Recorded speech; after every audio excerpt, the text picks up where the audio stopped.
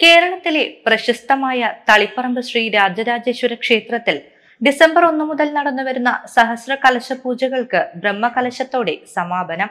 നിരവധി ഭക്തരാണ് 5 ദിവസങ്ങളിലായി ക്ഷേത്രത്തിൽ നടന്ന സഹസ്ര കലശത്തിൽ പങ്കെടുക്കാനെത്തിയത്.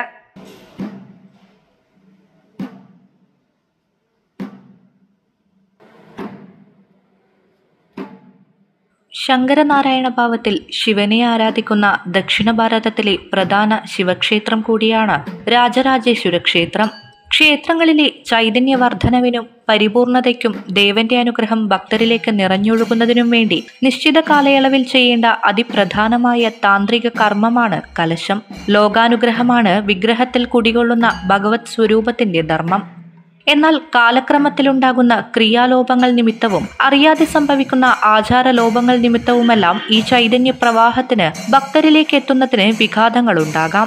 ഈ തടസ്സങ്ങളെ ക്രിയാപുരസരം നീക്കം ചെയ്ത് പരിപൂർണമായ അവസ്ഥയിലേക്ക് ഊർജപ്രവാഹം ഉറപ്പാക്കുകയാണ് കലശത്തിന്റെ ഉദ്ദേശം. സാധാരണ എല്ലാ ക്ഷേത്രങ്ങളിലും ദ്രവ്യകലശം ഉണ്ടെങ്കിലും ഇവിടെ കുറച്ച് പ്രത്യേകത എന്താ വെച്ചാൽ ഒരു സഹസ്ര കലശത്തോടു കൂടിയിട്ടാണ് ഇവിടുത്തെ കലശാഭിഷേകം. കലശങ്ങളിൽ ഏറ്റവും പരിപൂർണമായതാണ് സഹസ്ര കലശം. 1000 കലശം ഭഗവാൻ 40-ഓളം ദ്രവ്യങ്ങളും മറ്റതൊക്കെ ഇട്ട് ഭഗവാനിൽ പ്രത്യേകം ഈ അഭിഷേകം ചെയ്യുന്നതാണ്. അതും അമൂല്യമായ വസ്തുക്കൾ, അതായത് ഭൂമിൻ്റെ അടിയിലുമുള്ളത്, അതായത് കടലിലുള്ള സാധനം മുതൽ ഹിമാലയത്തിലുള്ള സാധനം വരെ ഇതിലേക്ക് ഉപയോഗിക്കുന്നുണ്ട്. കുങ്കുമകേശ്വരം, അതുപോലെ ഈ കടലിനടിയിലുള്ള ഈ പവിഴപ്പുറ്റ്, അങ്ങനെയുള്ള എല്ലാ വിശേഷ നമ്മുടെ ഭൂമിയിൽ ഉണ്ടാവുന്ന എല്ലാ വസ്തുക്കളും രത്നങ്ങൾ, ധാതുക്കൾ, ലോഹങ്ങൾ, ധാന്യങ്ങൾ, തളിരുകൾ, ഫലങ്ങൾ, മറ്റേ രത്നങ്ങൾ, ഇങ്ങനെ എല്ലാ സാധനങ്ങളും നിക്ഷേപിച്ചും കൊണ്ടാണ് ഈ അഭിഷേകത്തിൻ്റെ കലശം തയ്യാറാക്കുന്നത്. ഇത് പ്രത്യേകം പൂജിച്ചിട്ട് 40 ഖണ്ഡമായി പൂജിച്ച് ഭഗവാന്റെ ഓരോ അഭിഷേകം ചെയ്ത് പ്രത്യേകം ഓരോ പൂജ കഴിച്ച് അഭിഷേകം ചെയ്യുകയാണ് ഈ സഹസ്ര കലശത്തിൻ്റെ പ്രത്യേകത. ക്ഷേത്ര ചൈതന്യവർദ്ധന ഏറ്റവും വിശേഷപ്പെട്ടതാണ് ഈ നടത്തി വരുന്ന കലശാഭിഷേകം. ഇവിടെ ഇപ്പോൾ എല്ലാ കൊല്ലങ്ങളും കുറച്ച് കൊല്ലങ്ങളായി ഇത് തുടർന്നു വരുന്നുണ്ട്. പക്ഷേ അതിൻ്റെ വളർച്ച, ഈ കലശം തുടങ്ങിയതോടുകൂടിയാണ് ഈ ക്ഷേത്രത്തിനുള്ളൊരു മാറ്റം. അതായത് എല്ലാം കൊണ്ടും ഈ പേരും പ്രശസ്തിയും ഒക്കെ ഈ ക്ഷേത്രത്തിൽ വന്നു ചേർന്നത് ഈ കലശാഭിഷേകത്തോട് കൂടിയിട്ടാണ്. അതിപ്പോൾ ഏതാണ്ട് ഒരു 10-25 വർഷത്തിലധികമായി തുടർച്ചയായിട്ട് നടത്തി വരുന്നു. ഇതിലിപ്പോൾ ഞങ്ങൾ 4 തന്ത്രിമാരാണ് ഇവിടെ ഇത് നടത്തുന്നത്. ഇടവലത്ത് പുടയൂർ, ഇരുവേശി പുടയൂർ, പൂന്തോട്ടത്ത് പുടയൂർ, നടുവത്ത് പുടയൂർ, അങ്ങനെ 4 പുടയൂർമാരാണ് ഇവിടെ നടത്തുന്നത്. ഓരോ കൊല്ലം ഓരോ ആൾക്കാർ ഊഴ ഇട്ടിട്ടാണ്. ഇക്കൊല്ലത്തെ ആൾക്കാർ അടുത്ത കൊല്ലം വേറെ പൂജക്രിയകളും ഇന്നെന്ന ആൾക്കാർ ഇന്നെന്ന ക്രിയകൾ ചെയ്യണമെന്ന ഒരു നിശ്ചയത്തോടു കൂടിയിട്ടാണ് ഇവിടെ നടത്തി വരുന്നത്. ഏതായാലും ഈ ഭഗവാന്റെ ചൈതന്യം ഈ ക്ഷേത്ര കലശത്തോടു കൂടി വളരെ വിശേഷമായി ഈ നാട്ടിലും ഈ ക്ഷേത്രത്തിലും ഈ പരിസരത്തിലും മുഴുവനും ഈ ഭക്തജനങ്ങളിലും അനുഗ്രഹം ഉണ്ടാക്കിക്കൊണ്ടിരിക്കുന്നുണ്ട്. സഹസ്ര കലശത്തിന്റെ 1-ാം ദിനമായ തിങ്കളാഴ്ച ആചാര്യവരണം, മുളയിടൽ, പ്രസാദശുദ്ധി, വാസ്തുകലശം, വാസ്തുബലി, രാക്ഷോത്ഖന ഹോമം, വാസ്തുഹോമം, വാസ്തുകലശാഭിഷേകം തുടങ്ങിയ ചടങ്ങുകളാണ് നടന്നത്.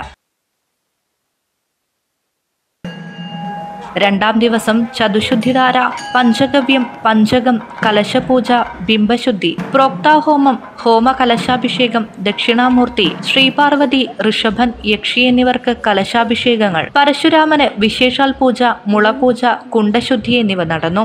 കലശപൂജയുടെ ഭാഗമായി വെള്ളിയാഴ്ച ക്ഷേത്രത്തിൽ ചാക്യാർകൂത്തും അരങ്ങേറിയിരുന്നു. ക്ഷേത്ര ചൈതന്യത്തിന് വേണ്ടി നടത്തുന്ന ദ്രവ്യകലശം ഈ വർഷം സഹസ്ര കലശം എന്ന രീതിയിലാണ് നടത്തപ്പെടുന്നത്.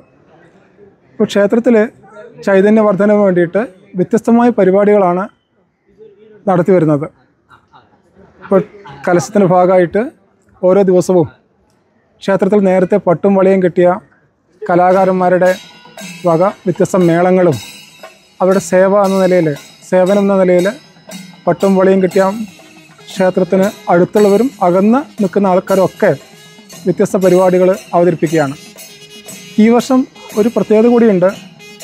ഭക്തന്മാർക്ക് കലശത്തിൻ്റെ പാനികൾ, ചെമ്പുകുടം സമർപ്പിക്കാനുള്ളൊരു അവസരം കൂടിയുണ്ട്.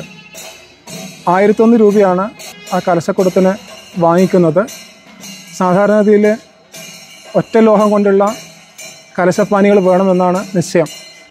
അപ്പോൾ 1001 കുടവും ചെമ്പ് കൊണ്ടുണ്ടാക്കി ആ ചെമ്പ് കുടം അതിലാണ് മഹാദേവനുള്ള കലശം ആടുന്നത്. അതോടൊപ്പം ബ്രഹ്മകലശമുണ്ട്. അപ്പോൾ ഇങ്ങനെ വ്യത്യസ്തമായ പരിപാടികൾ നടക്കുകയാണ്. വൈകുന്നേരം ആനപ്പുറത്ത് എഴുന്നള്ളത്തും അതോടുകൂടി ഇന്നത്തെ ഉത്സവം അവസാനിക്കുകയാണ്.